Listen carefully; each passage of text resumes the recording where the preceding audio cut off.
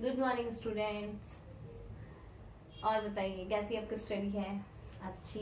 चलिए आज हम बात कर रहे हैं, हमारा चैप्टर चल रहा है 31, मानव में युग्मक जनन की क्रिया। युग्मक जनन नर युग्मक की हम बात कर चुके हैं, जिसमें शुक्राणु के निर्माण की प्रक्रिया होती है। अब हम बात कर रहे हैं अंडाणु के निर्माण की प्रक्रिया, यानी अंड जनन की क्रिया। अंड जनन मतलब अंडाणु का निर्माण किससे होगा? कौन सी कोशिका? जनन कोशिका से। जनन कोशिका से अंडाणु के निर्माण की प्रक्रिया को हम कहते हैं अंडजनन। इस प्रक्रिया को 3 भागों में विभाजित किया हमने।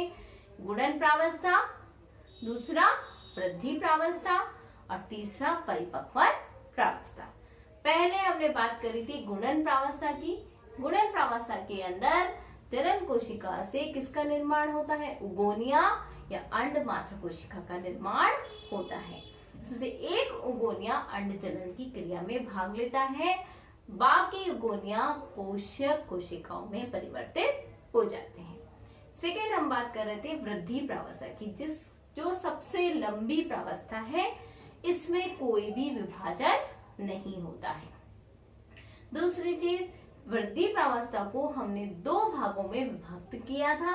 प्री वाइटेलोजेनेसिस यानी पीतक जनन पूर्व प्रावस्था, और सेकेंड वाइटेलोजेनेसिस पीतक जनन प्रावस्था। फर्स्ट हम बात करते हैं प्री वाइटेलोजेनेसिस की।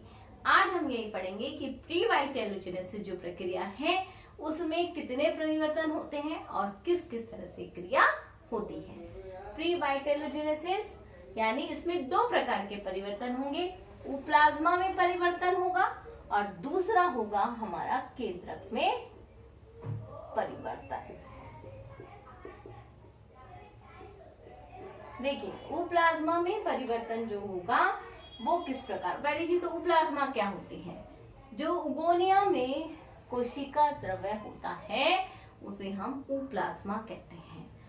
इसके मात्रा जो होती है, कोशिका द्रव्य की जो मात्रा होती है वो बढ़ती जाती है। दूसरी चीज, माइटोकॉन्ड्रिया की संख्या बढ़ती है। जितने भी माइटोकॉन्ड्रिया कोशिका द्रव्य उनकी संख्या में वृद्धि होती है, वो और एक समूह बना लेते हैं जिसे हम माइटोकॉन्ड्रियल समूह कहते हैं।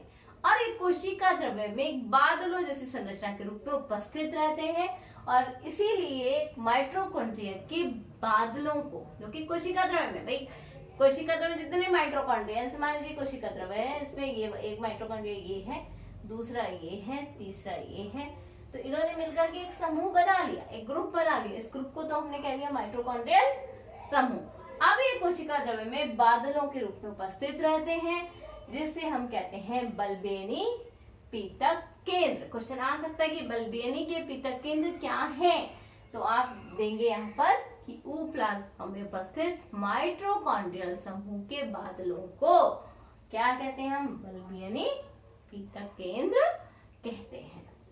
नेक्स्ट चीज, प्लाज्मा में और क्या परिवर्तन हुआ? निषेचन कला का निर्माण हो जाता है, यानी निषेचन के लिए जो बाहरी मेम्ब्रेन होती है, फर्टिलाइजेशन से जो मेम्ब्रेन उपस्थित होती है उसका निर्माण, निषेचन कला का निर्माण यहाँ हो जाता है।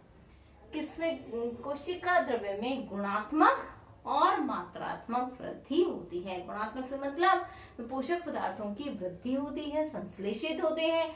मात्रात्मक इनकी संख्या में, इसकी क्वांटिटी के अंदर वृद्धि होती है। तो प्लाज्मा में गुणात्मक यानी कोशिका द्रव्य में गुणात्मक और मात्रात्मक वृद्धि होती है। यानी कौन कौन सी वृद्धि हो गई? माइटोकॉन्ड्रिया की संख्या बढ़ गई, निषेचन कला में वृद्धि हो गई, गुणात्मक और मात्रात्मक वृद्धि कोशिका द्रव्य के अंदर भी हो जाती है। नेक्स्ट हम बात करते हैं केंद्रक में परिवर्तन। अब है कोशिका के अंदर जो केंद्रक पाया जाता है उसमें कौन कौन से परिवर्तन आते हैं। केंद्रक के आकार में वृद्धि होती है। केंद्रक के आकार में वृद्धि, जैसे केंद्रक यदि मान लीजिए छोटा सा है तो कोशिका द्रव्य में धीरे धीरे बढ़ करके इसका आकार क्या हो जाएगा? बड़ा हो जाएगा। जैसे ही केंद्रक का आकार बढ़ेगा तो केंद्रक द्रव्य का आकार भी बढ़ेगा। नेचुरल सी बात है कि केंद्रक का जैसे जैसे आकार बढ़ेगा तो उसके अंदर जो भरा हुआ द्रव्य है उसकी मात्रा में भी क्या हो रही है? वृद्धि होगी।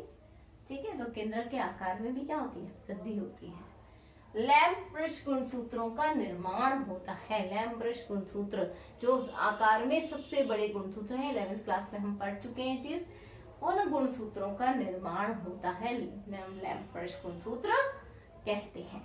तीसरी चीज, डीएनए से मैसेंजर आरएनए, एमआरएनए को हम क्या कहते हैं, मैसेंजर आरएनए कहते हैं, टीआरएनए ट्रांसफॉर्मर आरएनए और आर राइबोसोमल आरएनए का निर्माण होता है।